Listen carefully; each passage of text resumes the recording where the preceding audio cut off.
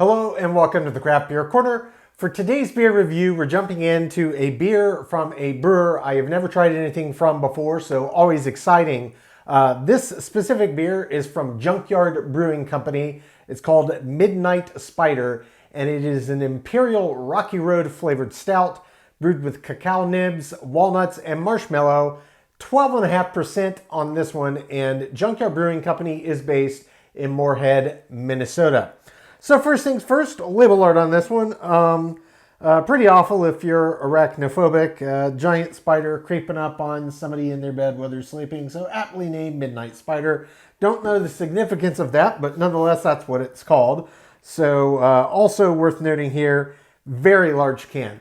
I'm guessing that even on the camera, you can tell this is much larger than a normal size. I checked on here, and this is a pint plus 9 ounces.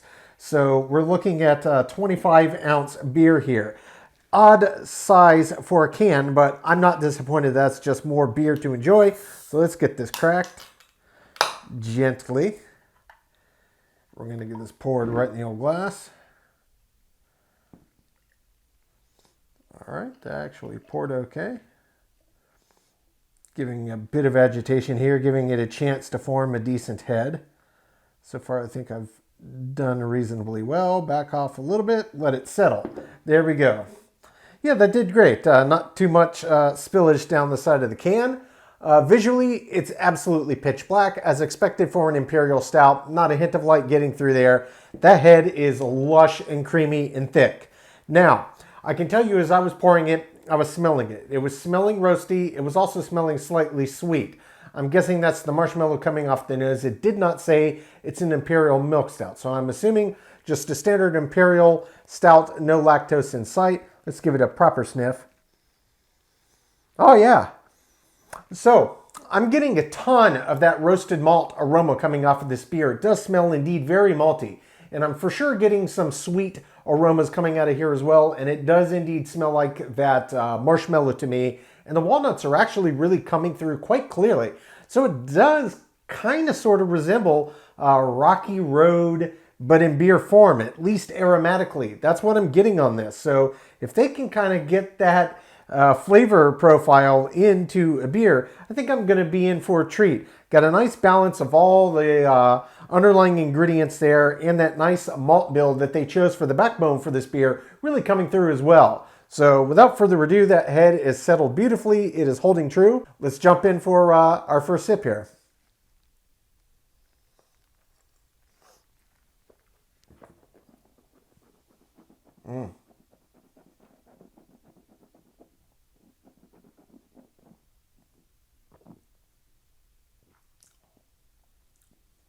Ooh, that's a big beer.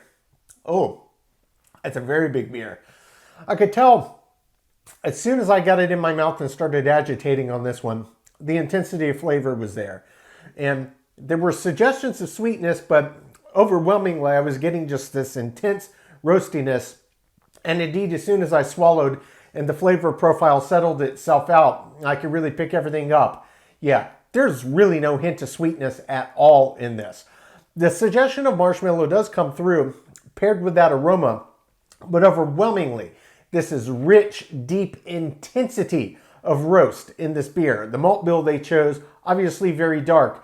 I don't know what the exact blend they used, but it's something very, very, very deeply roasted, and a lot of it. It's very, very roasty. There's even the slightest suggestion of this underlying smokiness to it, not like a Rauch beer or like a Scottish wee heavy or Scotch ale. But again, we're hearkening back to say a French or Italian roast coffee bean, where they pull the beans just when they hit their smoke point before the edge of being burned. And it has that underlying richness, that depth of flavor, as well as this suggestion of smokiness without actually tasting like smoke. That's what's coming through in here. Very, very large intensity of malt and roastiness, and indeed a really nice kick of bitters. I don't think the majority of that is coming from the hops. Sure, it's beer. Of course, they put hops in it, but I'm not really getting any hoppy flavor profiles, aromas out of this. Where I'm getting the intensity of these bitters, and it's quite intense, is really coming down to how deeply roasted these malts are and the large volume that they used in this beer. So, aside from that, there's also this really rather kind of boozy kick you get up front. It's right after you swallow, and it's kind of when you're getting, ooh, that's that kind of marshmallowy kick I'm getting.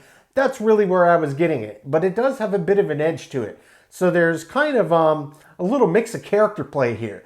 You've got a classic deeply roasted stout malt bill paired with these really interesting ingredients that they did a great job of incorporating into this beer. It's got this slight booziness, even though it's not barrel aged. So it's a really, really big beer. I can't overemphasize just how big the flavor profile is on this.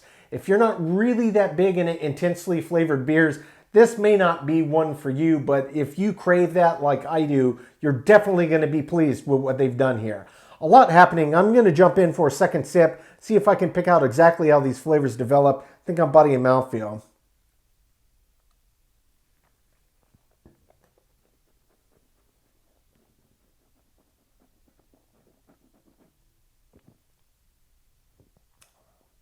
Oh, it's so big.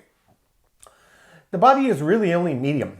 It doesn't feel anywhere near as heavy as I'd expect for an Imperial Stout in this ABV range. Mouthfeel, good bit of resistance without feeling sticky. It's just got a good bit of thickness to it. In terms of the flavor development, there's this slight suggestion of sweetness up front, and then that's really where this boozy kick comes on. That holds pretty intensely there for a couple of seconds. That starts to back down, and then there's this huge rush of roasted malt flavor. And very deeply roasted, again, like that edge of coffee bean burn kind of flavor, and that really, really intensifies over about 5, 6, 7 seconds. And kind of what's happening there is their underlying additive ingredients are really coming through and peeking in and out in the middle of that. So as that malt bill comes into its own and it's building intensity, that's where the cacao nibs really come in. And it's clearly rich, dark, true cacao. It's not chocolate, it's cocoa, the actual cacao nib itself. And the nuttiness of the walnuts that you can really pick up on the aroma in this, that's also where they come into play in the flavor profile. So yeah, it does actually taste quite a lot like Rocky Road. I think that they've nailed kind of the flavor profile they're going here. It's just got this underlying intensity to it that, sure, it's a flavored stout, but it's still true to its nature, a stout first. An imperial stout, it's very big and a very, very intensely flavored one at that. This is a really nice stout. I drink a lot of stouts, both flavored and otherwise, a lot barrel aged, a lot that aren't, and everything in between. This is one of the most enjoyable stouts I've had in a long time, just for the sheer intensity of flavor and without being over the top. Sure, they're trying to mimic a thing, but relatively simple ingredient list for additives here. They all have their own voice. They all pair perfectly together, but it's just this underlying root of this beer is this glorious malt bill. And whatever malts they chose, bravo, exceptionally well done. This is a really, really nice beer. I'm going to take my time, sip on this, count my scores. When I come back, I will get this beer ranked from top to bottom.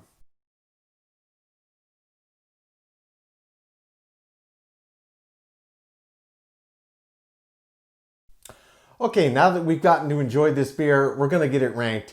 This is Junkyard Brewing Company's Midnight Spider, an imperial stout that was Rocky Road flavored with cacao nibs, walnuts, and marshmallows added in, clocking in at 12.5% ABV.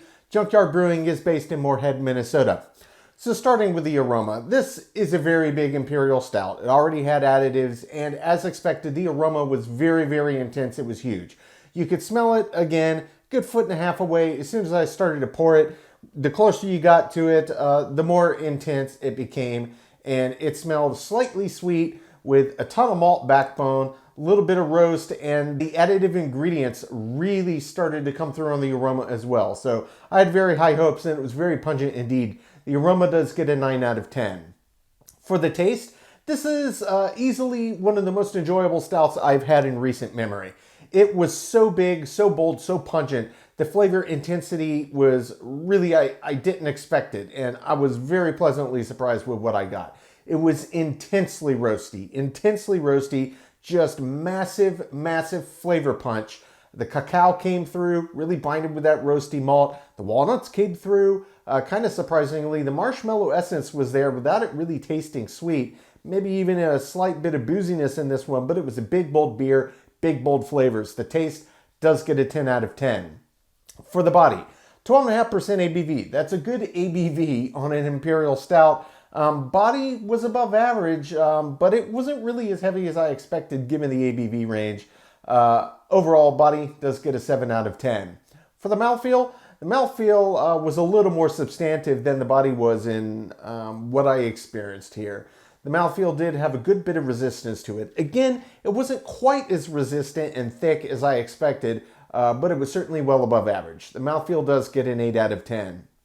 For the finish was extremely long, extremely long. Just the intensity of flavors pushed it out and pushed it out and pushed it out. And really what was left at the end of each ridiculously long sip was just that intense haunting of the roasty edge from the malts and a little bit of that slight booziness. Very, very long finish indeed. Certainly in the top tier of any Imperial Stouts I've tried. Finish does get a 10 out of 10. For the head and retention, this one poured beautifully. Nice, thick, creamy head that stuck around the whole time. Gets a perfect 10 out of 10. For the appearance, as expected on an Imperial Stout, it was pitch black. It does get a perfect 10 out of 10. For the balance in this was beautiful. The additive ingredients came through and really did kind of generate this Rocky Road vibe, but at day's end, it was true to being a very well crafted, well put together, intense Imperial Stout. The malt bill really shined through, as did the additive ingredients. I got to pick them all out independently. Balance does get a perfect 10 out of 10. Feeling in the intangible, as I said, this is one of the best Imperial Stouts I've had in recent memory. Subjectively for me, 10 out of 10. Finally, as an example of the style, there's a lot of Imperial Stouts out there, a lot of flavored ones. This is in the top that I've ever had, to be certain. It was just flavor intensity, an inventive bill of flavors to try to create this kind of underlying flavor sense.